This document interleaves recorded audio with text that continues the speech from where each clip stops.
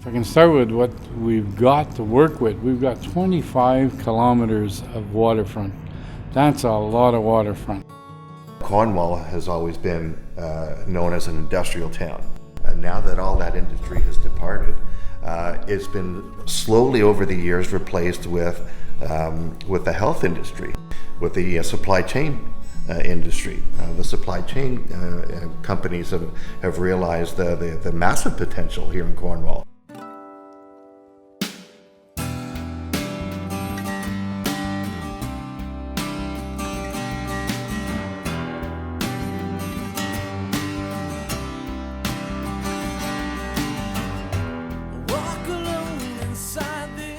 The fact as a small community as we have has a deep water port is a very, very rare finding and occurrence.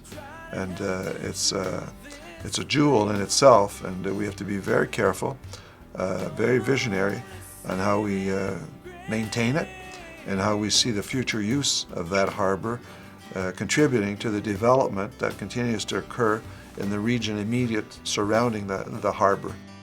When you look at what's been done so far, with our industrial past, what we've done that a lot of other cities haven't managed to do is we've actually used a lot of that, you might call them industrial graveyards, and we've turned them into engines of prosperity. The preservation and the heritage of this particular two-block area is at the forefront of our design. We see now a reemergence of the beginning of the residential area surrounding the harbor, which the development will continue this year and in future years. I really believe that any development down along the St. Lawrence River and the harbor would be great for the city. There's all kinds of historic buildings that can be transformed into something else.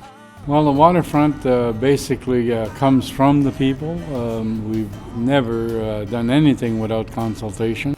For example, at this point in time, we're working in the old district, the cotton mill district.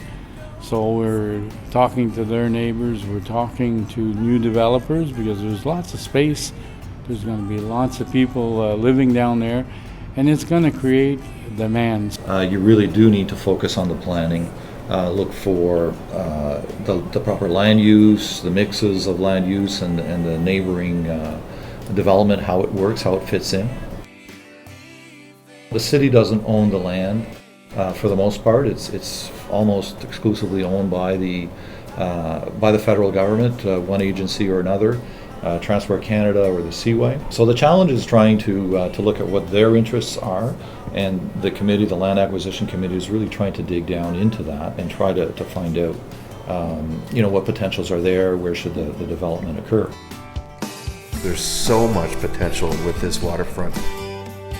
The work that your group is doing, has done and continues to do is nothing short of astonishing. And I'm really looking forward to, my daughter's going to see a much different harbor front than what I grew up with. It's already started, and hopefully we're headed in a positive direction, and we continue to do so. So this is the final phase to be able to complete the overall project. The waterfront will never cease to develop, no matter which one it is.